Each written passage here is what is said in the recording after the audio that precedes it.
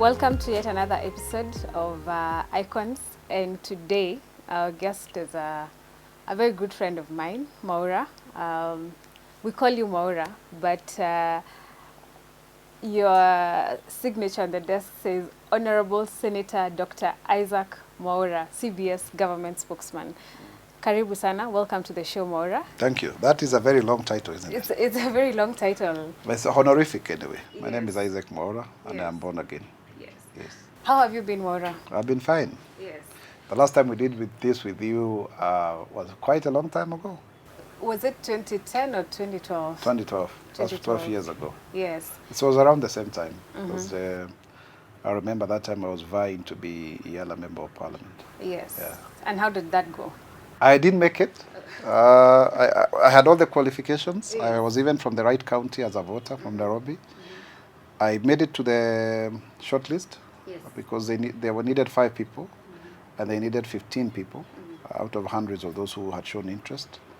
And I was in the top 10. Yes. But then I was prevailed upon to step down Yes. so that I could come to the National Assembly. And I became a National Assembly member. So I succeeded. By that time, I was an advisor to the Prime Minister then. Yeah. I remember. The Grand Coalition government. Yes. You were much younger.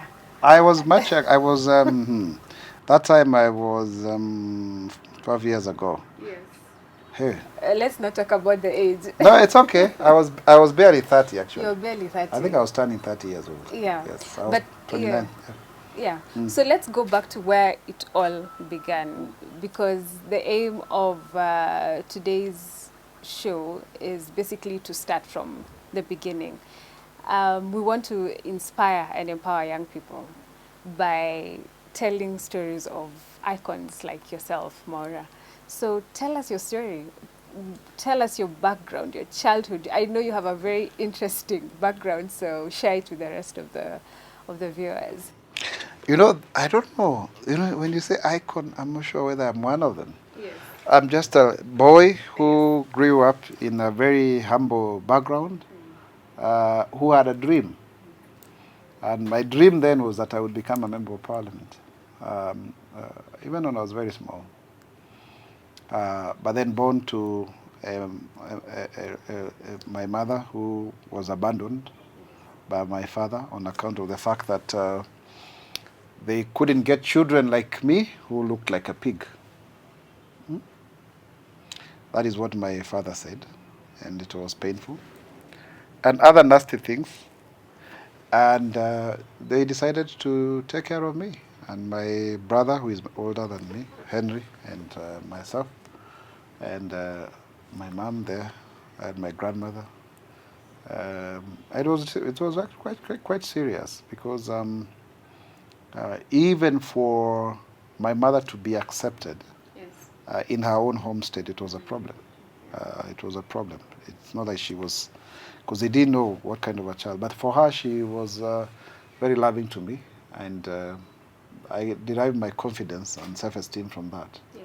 Because that is how I was able to find myself in that regard. And so that is 1982. Yes. So I grew up in rural Githongori, Kiambu, at a village called Kangengo, Kiadithi, which is a very much Presbyterian village at the PCA Nyaga Church there. Yes. And I used to attend Sunday school there every Sunday. I remember still. And got baptized. I was actually born at Kiambu District Hospital. Yeah. That time Kiambu was a district. Today is a county. Yeah. And then I got baptized at Kamboi. Yes. Kamboi Mission, Kamboi Presbytery, Kamboi Church. Yes. So I have a lot of relations with Kamboi because it used to be our parish. Yes. It also used to be our presbytery. Yes. And also, that is also where I became a grown man. Yes. You know what I mean? Passage, yeah, the rite of passage. Yeah. So it's and that's why I got baptized. I think I said so. By Reverend Karanja, I think. Yes. So I grew up in that village and that locality, and then I I mean, it was quite interesting because when I was growing up, people then would come to our homestead to see this child. Yes. Yeah, This Muzungu. this Muzungu, Baby. and some of them would stand by there were no gates those times. There at the entrance. Yes. And then I think we used to call it Dome. Yeah. You know, also Kikuyu has changed a lot. Huh? Yes. The way we used to speak Kikuyu in the 80s, it's not the way we are speaking it today. Yes. So Dome, Was the gate. I don't think it's a gate really. Like the entrance. The entrance, you know, Yeah. Dome. Yes. You know, it's like it's a, because gate nikehigo. Yeah. So you say Dome. So they would stand there, wamama wakubwa, wamebeba, you know, carrying firewood or animal feed like this. Yes. And then they are staring. At you. And then they would say, Odai kana kamuhiana no. You know, like What does that mean? Translate, please. a doll. Yeah. A doll. A doll. A doll. Now, a big doll that is talking. You know, people are stupid, man. How do you have a doll that can talk and run? You know? So, and then say Kamudogo. And you could see they are opening their mouth like this. Then my grandmother, because my mother used to work, you know, during the day, then she would tell them, okay, ha, mumone. Yes. You know, like calm down. Then they would go away. So that's what I used to. But I was really, to be very honest, my family gave me a lot of love. I never felt discriminated. It would be a lie to say so. Yes. Because they always used to explain, you Yes. know, that this is a gift given to us by God.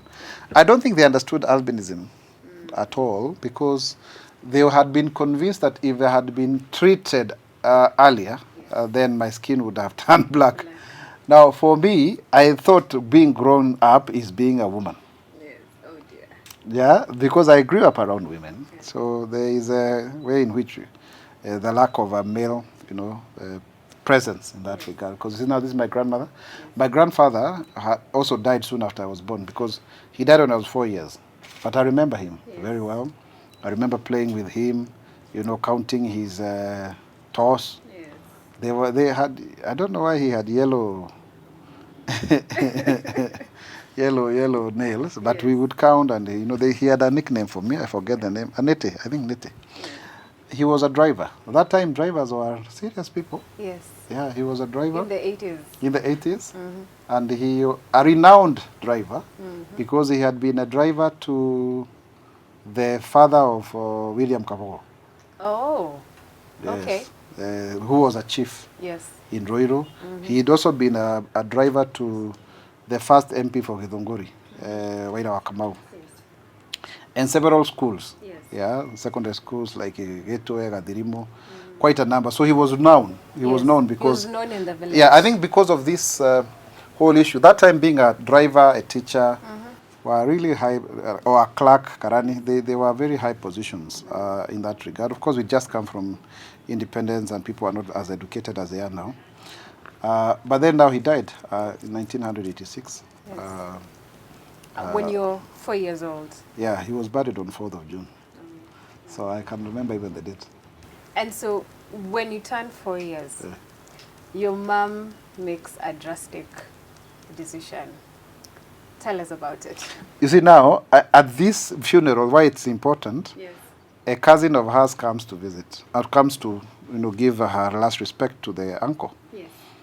And then she sees me and says, there are children like you who are in the school that I teach, so please bring this child for assessment so that she can be admitted.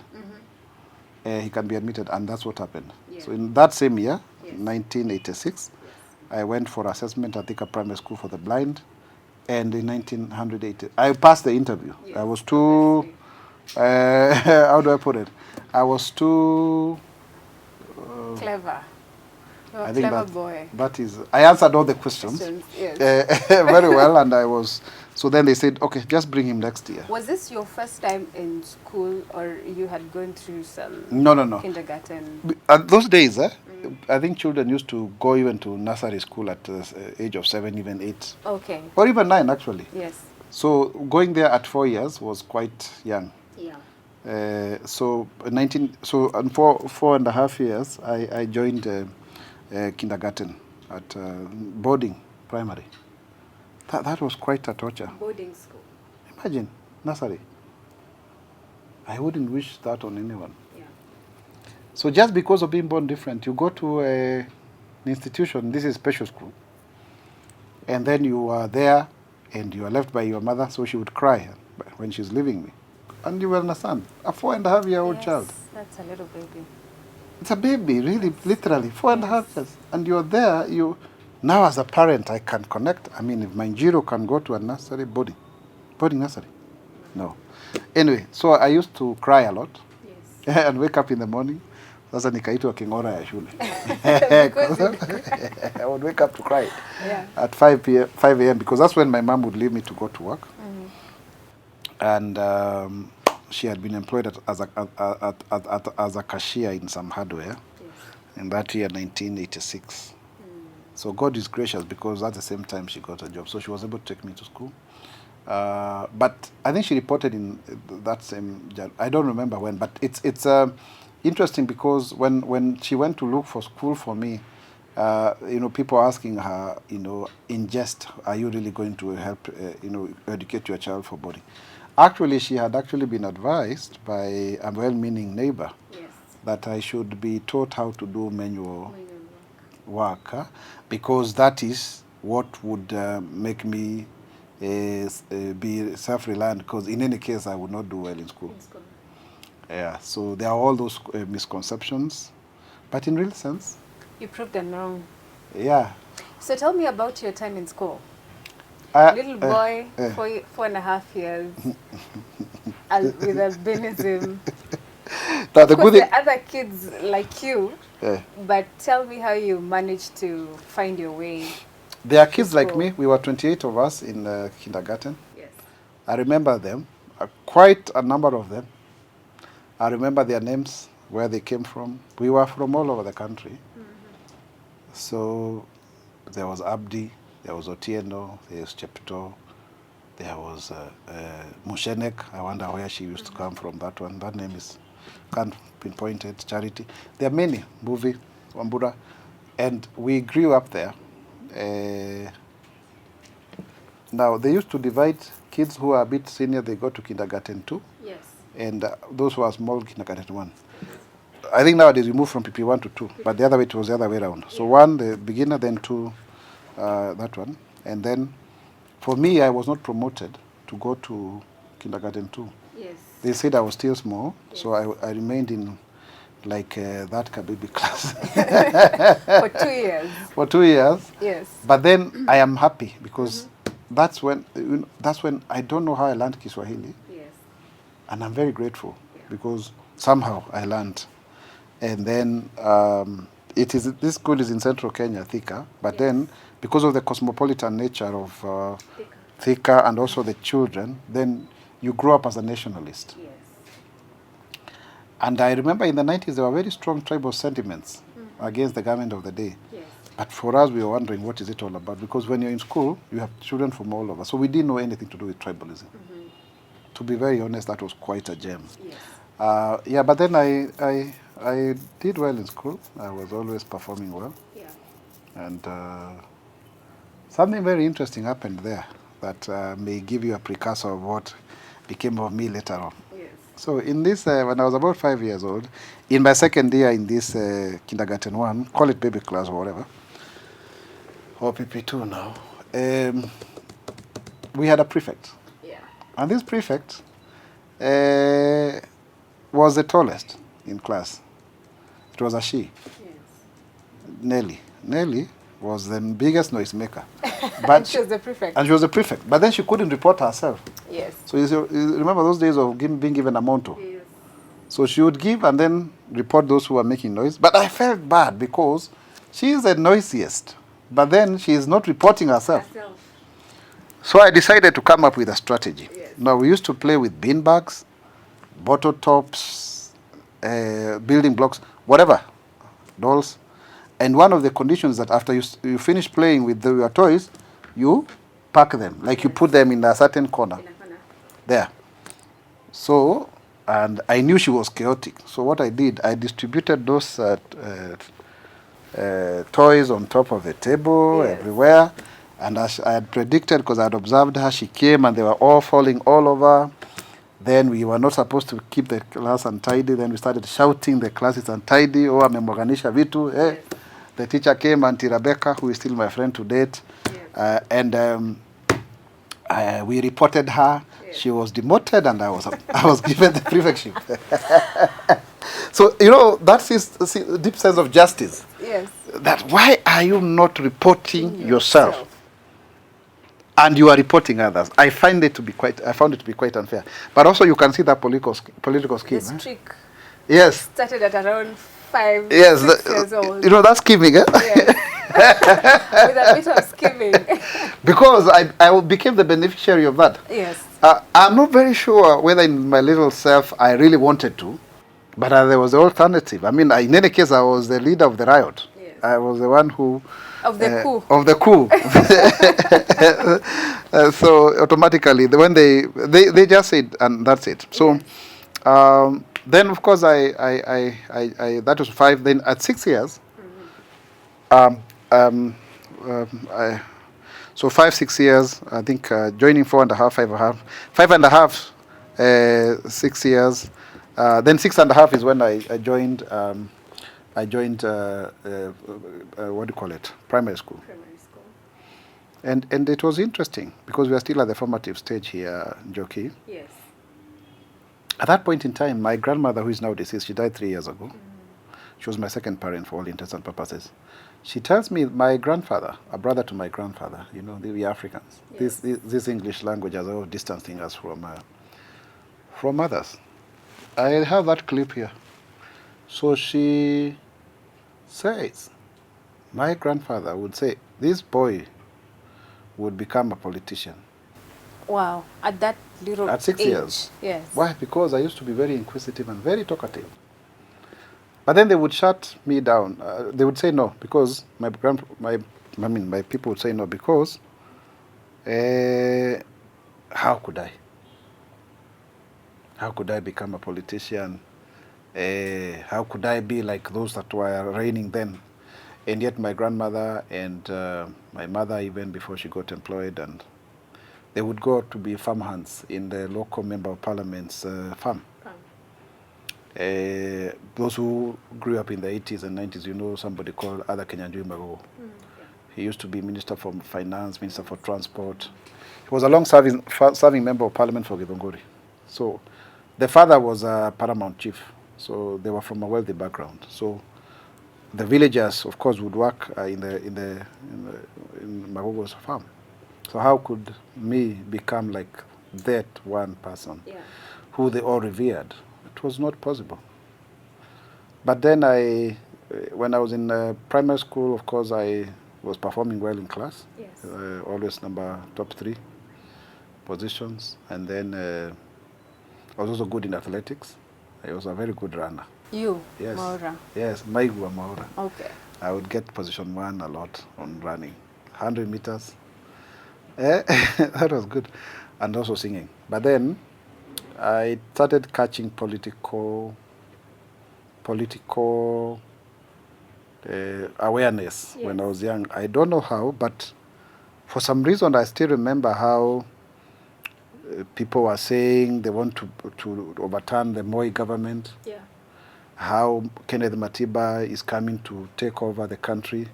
I think he was coming back on a Saturday, and it was hyped. It was really big, and we were all waiting for Matiba to come and take over from Moi. And now, be careful what you read. So every day, my mother would bring me the Daily Nation. And this Daily Nation thing, I would read a lot of politics. But even more, it made me help to understand a lot of things that were happening in the country. A lot of things at a young age. So that newspaper that you carry home every day, you never know what it's doing. Of course, nowadays people don't read newspapers as much. I think they're old school. But they are there, and they help people to improve their diction. So at that age, in primary school, that is when it was becoming very clear that you had that political strength or streak in you? Yes, yes, yes. Because I would rally children around me. Yes. And I was their leader, like Yes. their leader. Many ways. I would teach them the Bible. I would, I was just the leader. And the best way to show it is because a series of things. First, of course, I was performing well in class, that is for sure. Number two, I started out getting platforms to kind of present. Yes. So I would be like reciting poems. Yeah? You know that child who recites poems? Exactly. I was that one. Yes. And then also, you know, there was those solo. We used Yes, to call solo solo verses, verses. yes. So I would perform Yeah. when I was in standard 2, standard 3, and also joining the junior choir. So I was that child. I was that child who very stood out. vocal. Yes, yes, yes. So you do very well in KCP, and you land a spot at Starehe Boys Center. What happened? Before we come to that, Njoki, allow me Okay. to explain so that it demonstrates how leaders maybe are made. Okay. So I do drama, I do public speaking, Yes. to the point I become the best in public speaking in the music festivals for primary schools the whole country in Kiswahili. Something I'm very proud of to date. But also, when I was in standard 6, one day I was baffled because Dr. Murugami, who is now a lecturer at KU, I don't know whether she's now a professor, was my class teacher. She's a teacher of all ages because she taught me in standard 1, was my class teacher in class 6 and 7, taught me in form 2, and also at the university. Like she was growing as we are growing. Yeah. Yeah, Dr. Murugami, I salute her. She was I knew her when she was a Miss. Yes. Miss Karanja, and you know all that, eh? She's a doctor. So she comes and tells me, Isaac, stand up. And I'm surprised. Why? Said, how comes the pupils on standard 4 wrote, I mean, you know, you write a poem, My Best Friend? Yes. What do you call it? Not my poem. Insha. Composition. Then half the class wrote Isaac. Isaac Mwaura. Yeah, Isaac Mwaura. You were in standard 6. I was in standard 6. And all half of the standard 4 kids claim you as their best friend. Yes, half. So it was a discussion in the staff room. Yes. How comes? What is this about this boy? So that tells you, but I was not a prefect. I had not been made any prefect at that point in time anywhere. Yes. But I was a CU leader. I was a Sunday school teacher, and also I was also the CU treasurer anyway. But by the time I finished standard 8, they wanted to make me the head student. Yeah. I think nowadays they call them president. But then they said this is also our best performing student because out of 6 exams that we did in standard 8, I led in 4. And then they said, no, let's make him...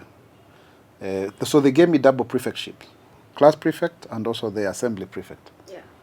So you can see, like I had 2 portfolios. But not head boy. But not head boy because they said, if we make him head boy, he's unlikely to. But let me also tell you something very interesting so that we finish on the primary section. I was very dumbfounded also. Yes. In this special school, there was another class of special class. So it's a special school, Yes, but with another special class inside of it because there are children who had multiple disabilities. So they are visually impaired, but also they are, say, deaf. Yes. And sometimes visually deaf, but also mental. Yeah. Oh, okay. Or visually, but physical, they used to be with us. So there were people who had several disabilities.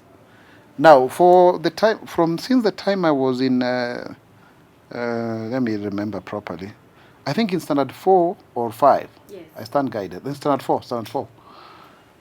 I was assigned to take care of I don't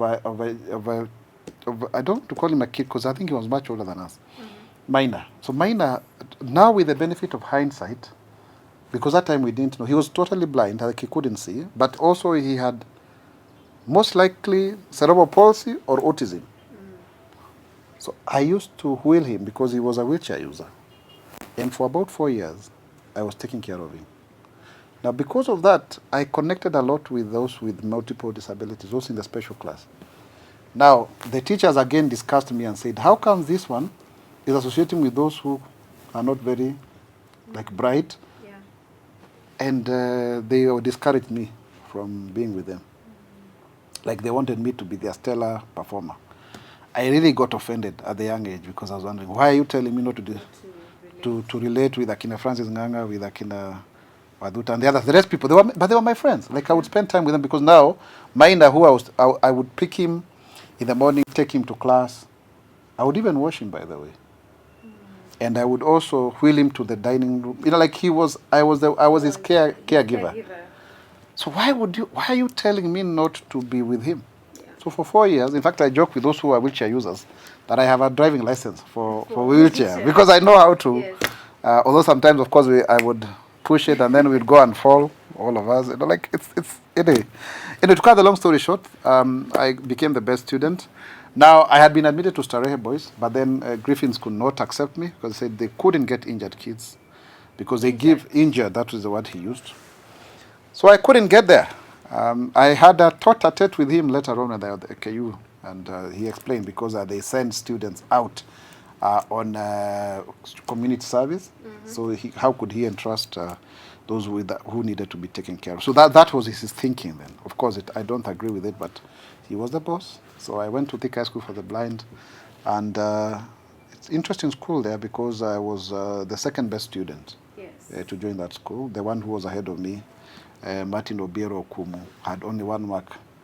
We became best of friends, really, 1 mark ahead of me. And I joined this school. To cut the long story short, within that same year, I rose to become a dormitory prefect, a CU leader. By the time I finished Form 4, I was both the head student and also the CU chairman. Excellent. But very interesting thing that happened here, and it's good I say it about it so that we can move on to other parts of my young life. It's still young. I'm only 41, turning 42. The point is, Njoki, at 14 years, listen to this. I doubted the existence of God. And I engaged into some philosophical thinking at 14 years. Does God really exist? And the questions that I was asking myself then, I could only relate to them when I was a first year at KU in the critical and creative thinking unit. Mm-hmm. That kind of thing. Very philosophical. So I questioned the existence of God. And I was trying to find God and who he is. And then I was very conflicted at 14 years on either becoming a mchungaji, a preacher man, or a politician. At 14 years. And I engaged my friend Peter Lodhoron because he was my senior, so I used to ask him a lot of questions. I think he was our chairman that time. I decided to become a politician at 14 years. And I could see myself forming a political party called Mfano. What was Mfano? Example. Mfano, but it would mean Moro, of course it doesn't make grammatical sense, but yes, Moro Federation of African National Organization, like Mfano, like Kanu. Kanu was, so you can see Mfano there. Yes. But I wanted politics of morality at 14 years old. Anyway, I rose to become the class prefect, dormitory captain, and chapel prefect. Yes. And then eventually I became the students' president now. Then we had head student. Okay. And then also I was number 4 now in public speaking nationally in English, not Kiswahili. That's this time around I entered the English competition. Yes. I was number 4. Also, I started the environmental club. Yes. In high school. I started the debating club. I started the journalism club, and also became the editor of the Thika United Christian Union's newsletter. So you have some media. You see that kind background. Of yes. It's interesting. I was so the school magazine, but also the and then I would write short stories. And in primary school, with my friend Jeff, who is now a teacher at Buruburu High School, we had launched a newspaper, a school newspaper. Yeah. We used to do it in Braille every week. Yes. So we'd summarize the news. Yes. Sometimes you look at these things and you see how God prepares you. So we had a weekly newspaper written in Braille. Yes. And we would distribute it to school, and it was very popular. Yeah. We used to have our titling they were Periscope publishers. Yes. So nowadays I read the weekly. The weekly update, and you're like, there was a hint. Very interesting. How God prepares you. Yeah. Even becoming the editor of that newsletter with the Regions Beyond Ministries. I think it was started by Bishop Henry Mulandi. Recently, we were awarded together in Eldoret as Heroes of Faith. I'm extremely humbled by that. So I finished my Form 4, Yes. but there was a fallout. It's good I say this also. There was a change of administration in high school, and the students had grievances. Let me show you how sometimes your strength can be misused. So students had grievances, and they wanted to articulate them to the new administration. Yeah. And they were very mundane, like, some of us don't eat sukuma wiki because we have ulcers, we need cabbages, forever, those things. Yeah. So one day, because I had an office, people came to me and told me. Wait, you had an office in high school? Yes, as a head student. All right, yeah, makes sense. I had an office. Yeah. I said, okay, we have issues that we need to raise with the principal, the new principal. You come and lead us. I had already stepped down and handed over to my friend Sylvester Odhiambo as the head student, who was my preferred successor. These things actually do happen, even at the lower level. I had identified someone, I don't want to mention him because he's still my friend. Yes. I had identified him as my successor. Yes. But then he was incited against me by his fellow students. And I demoted him, and he... And you went for the other one? I went for the other one, who was meek and more loyal. And I made sure he was not in any position. Politics does not start in... It starts at the teenage... At the teenage level, or even earlier. So what happened is this. I went and articulated their issues. Because when there's something about leadership that people don't seem to understand, Joki. People may have an issue, but they are all waiting for this leader to emerge and then embody their concerns. Yeah. Now, that's quite challenging because, listen to this, you may suffer the consequences of your stewardship. Yeah. But very few people are willing to bear the brunt of leading others. True. I think that's why you hear the word ring leader, the ring leader. Yes. This one person. So I had stepped down as a head student, and now here they are still coming to me to provide leadership because it was a revolt led by Form 4s. So I went and articulated their issues. And I think there was a kind of but they had already broken some windows and caused some chaos. They themselves. Now later on, the things went out of control, and then they decided to walk out of the school. That was quite a spectacle because this is a special school. Students have had to walk out to go to the DEO that time. It became a big issue. I don't remember who was the DEO that time, but he was someone from Northeastern. Yes. Or Marsabit somewhere, because he came and he made a very serious address. But to cut the long story short, when the walkout happened, I was accused to be the one behind it. Oh dear. You see now. And you are at the cusp of doing your cases. Your cases. And by the way, when they were all planning all those things, I was not there. I was not even involved. Yes. Neither was I interested. Yes. So when and this is how sometimes I think leaders get fixed. When this person came to hear the grievances, like the DEO, there lacked anybody who was courageous enough to stand up and speak. Yes. Because now they were cowering. Yeah. Of course I didn't, because also myself, I knew their issues, but I didn't because I was not the one behind them. Yes. However, because when I was a head student, I was a very strong person. Yeah. Some teachers did not like me because I could actually go and tell the principal, now this one is not coming to class. We are supposed to finish the syllabus. Yeah. And you are supposed to finish... You're holding them accountable. Yes. Yeah. So one of them, I don't want to mention, led a campaign to soil my name. And they decided not to appreciate my work as a head student, and they put me into bad books. Yeah. But thank God I passed well enough to join KU. When did you join KU? In 2002. Okay. That time I used to wait for almost 2 years to join university. Okay. So I finished 2000, And then we had to wait at, I joined September of 2002. So the double intake that President Ruto created when he was high minister is the one that cleared that backlog.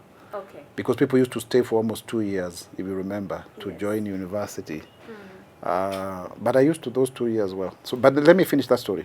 So, so I was put into bad books. Yeah. Okay. And they said, even we have an all-round student here, but because he messed up, we cannot award him.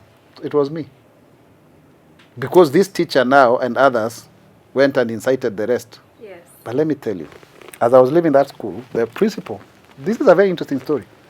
The principal told me in jest, I went to say bye to him. Let me not mention his name, because he's a good man. I went and told him, and he told me, I said, goodbye, I finished my Form 4 exam, let me leave. Said, we will rub shoulders in high places. And it was in jest. Of course, in jest. Because who do you think you are? You know that by the time you know, people can see their traits and character. Yes. Anyway, I left. Because he had heard stories, and so I said, by the way, me, I'm very innocent on this issue. Of course, I may not have said it the way I'm putting it now. So he told me to come and join him for December holidays at his house, so that he can understand. But I didn't show up. Okay. But I felt very, very, very, very treated. I was treated very unfairly. You know, there's a way you can say, yes, this one I did. Yes. But on this one, no. I was extremely innocent, and it was extremely unfair, and I felt targeted. Okay. I think some, of course, as I said, people. So anyway, I finished that. But then what I did when I went to, by this time round, I am no longer staying in Githunguri. I'm living in Githurai. Yes. Because my mother had bought a small piece of land and Kimbo. Built some house in Kimbo. Now in 97 is when we joined there. So I am now in Kimbo. Then I started a youth group in church. Yeah. Again, this is CAC Media. So let me put it this way. I was very appalled by the fact that the practice and procedure provides for youth to be between the ages of 15 and 35. That is a whole 20 years of being a youth. Yeah. Jockey. Yeah. But my young mind reasoned, if you are 35 and you got a child at 20 years, both you and your child will be youth. And exactly. I saw, you get it? I saw a struggle. Because I could see us who were then teenagers were not able to relate with the youth then, because they were like our parents. Yeah. So I came up with, together with my friend Maina Dirango, we started in my mother's sitting room, we started a youth group, and another one called Titus, called Young Generation for Christ. Okay. YGC. So for 2 years, yes. It became the junior youth. We wrote our own constitution. I used my skills as the head boy. Yes. And we, you know, it became a huge group, about 120 And that people. was before you joined university. Yes. And we revolutionized. Yeah. We actually went and I did another coup. Yeah. And removed all those old CU officials, all those youth officials, yeah. And we installed ourselves. Okay. As in fact, it became such a big issue at the local church, yeah.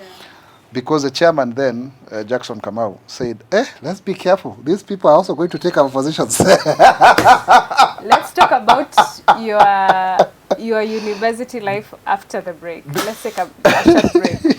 Yeah.